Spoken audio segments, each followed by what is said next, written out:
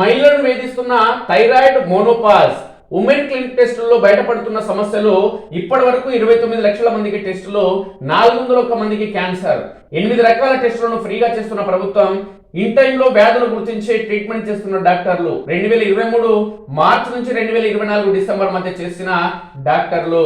ఇక 2023 మార్చి 2024 డిసెంబర్ మధ్య కేసుల వివరాలు ఒకసారి గమనిస్తే లైంగిక వ్యాధులు 10,238, థైరాయిడ్ సమస్య 2,25,100, PCOD 1,64,957, urinary infection 84,500, menopause issues 3,43,660, vitamin లోపం 5,09,775. అంటే ఎక్కువగా అత్యధికంగా విటమిన్ లోపం ఉంది మహిళల్లో. అదేవిధంగా మోనోపాజ్ సమస్య 3,43,660 మందికి, థైరాయిడ్ సమస్య 2.5 లక్షల మందికి సుమారు. అంటే మొత్తానికి మహిళలకి ఆరోగ్య సమస్యలతో సతమతం అవుతున్నారనడానికి ఇది ఒక నిదర్శనం. మహిళల్లో వివిధ రకాల వ్యాధులను ముందస్తుగా గుర్తించి చికిత్స అందించేందుకు సర్కారు ఏర్పాటు చేసిన మహిళా క్లినిక్లకు ఆదరణ పెరుగుతుంది. రాష్ట్ర వ్యాప్తంగా మహిళా క్లినిక్లలో 2023 మార్చి నుంచి 2024 డిసెంబర్ వరకు 29 లక్షలకు పైగా మహిళలకు 8 రకాల టెస్టులు ఉచితంగా నిర్వహించారు. వీరిలో 401 మందికి ప్రాణాంతక క్యాన్సర్ బయటపడగా మిగతా వారికి వివిధ సమస్యలు ఉన్నట్లు నిర్ధారించారు.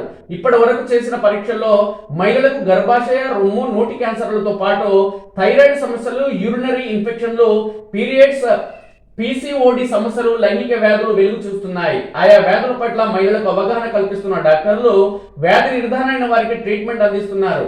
సమస్య తీవ్రంగా ఉంటే పై ఆసుపత్రులకు రిఫర్ చేస్తున్నారు. రాష్ట్రంలో ప్రైమరీ హెల్త్ సెంటర్స్, వెల్నెస్ సెంటర్లు, జిల్లా హాస్పిటల్స్, ఏరియా హాస్పిటల్స్ లో మొత్తం 372 చోట్ల మహిళా క్లినిక్లు ఏర్పాటు చేశారు.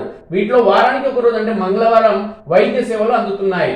401 మందికి క్యాన్సర్ లాంటి ప్రాణాంతక వ్యాధిని తొలి దశలోనే గుర్తించి ట్రీట్మెంట్ అందిస్తే నయం చేసేందుకు అవకాశం ఉంటుంది. అందుకే మహిళా క్లినిక్లలో 2023 మార్చి నుంచి 2024 డిసెంబర్ వరకు మొత్తం 29,19,872 మందికి క్యాన్సర్ స్క్రీనింగ్ సహా వివిధ రకాల పరీక్షలు నిర్వహించారు. వీరిలో 18,539 మందిని క్యాన్సర్ అనుమానితులుగా గుర్తించారు.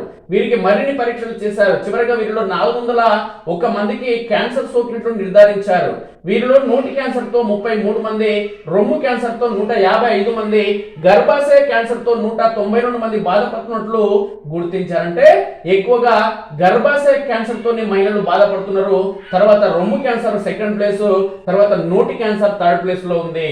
ఇక పేషెంట్లను రెగ్యులర్ గా ఫాలో అప్ చేస్తూ గైడ్ చేస్తున్నారు. వ్యాధి తీవ్రత ఎక్కువగా ఉన్న వారిని జిల్లా దవాఖానాలకు, హైదరాబాద్ లోని MNJ ఆసుపత్రికి రెఫర్ చేస్తున్నారు. ఇక మహిళా క్లినిక్లకు వచ్చే వారిలో ఎక్కువ మంది థైరాయిడ్, మోనోపాజ్, PCOD వంటి సమస్యలతో బాధపడుతున్న వాళ్ళు ఉన్నారు. 2023 మార్చి నుంచి 2024 డిసెంబర్ వరకు మోనోపాజ్ సంబంధిత సమస్యలతో 3,43,660 మంది, అదేవిధంగా PCOD సమస్యలతో 1,64,957, విటమిన్ లోపంతో 5,09,775, యూరినరీ ఇన్ఫెక్షన్లతో 84,500, థైరాయిడ్ కు సంబంధించి 2,25,100 మంది, లైంగిక వ్యాధులతో 10,238 మంది మహిళా క్లినిక్లలో ట్రీట్మెంట్ తీసుకుంటున్నారు. ఇక మరిన్ని క్లినిక్ల ఏర్పాటుపై కసరత్తు. మహిళా క్లినిక్లను 2023 మార్చిలో ప్రారంభించారు. మొదట్లో వీటికి ఆదరణ అంతంత మాత్రంగానే ఉండేది. వ్యాధులపై మహిళల్లో అవగాహన పెరుగుతుండడంతో క్రమేణా ఈ క్లినిక్లకు వచ్చే వారి సంఖ్య పెరుగుతుంది. 2023 మార్చి నుంచి నవంబర్ వరకు 5,41,000 మంది మహిళలకు ఆయా టెస్టులు నిర్వహించారు. 2024 మార్చి నుంచి నవంబర్ వరకు ఈ సంఖ్య 8.18 లక్షలకు చేరింది. ఒక డిసెంబర్లోనే 90,000 మంది మహిళలకు స్క్రీనింగ్ టెస్టులు నిర్వహించారు. ముఖ్యంగా నోటి, రొమ్ము క్యాన్సర్ సమస్యలు, PCOD సమస్యలతో ఎక్కువ మంది వస్తున్నారు. వారికి ఆయా వ్యాధుల సమస్యల పట్ల డాక్టర్లు అవగాహన కల్పిస్తున్నారు.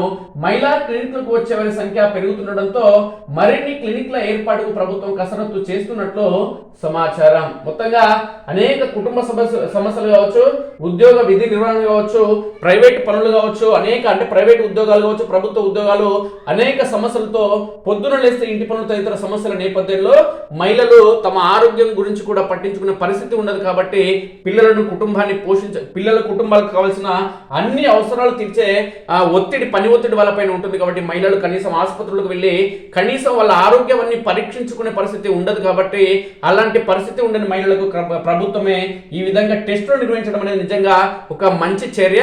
ముఖ్యమంత్రి రేవంత్ రెడ్డి తీసుకున్నటువంటి ఈ నిర్ణయం చాలా మంచి చర్య. ఇందుకు ఆరోగ్య శాఖ మంత్రి కావచ్చు, ఈ రాష్ట్ర ప్రభుత్వానికి తెలంగాణ సమాజం ఖచ్చితంగా ధన్యవాదాలు తెలపడం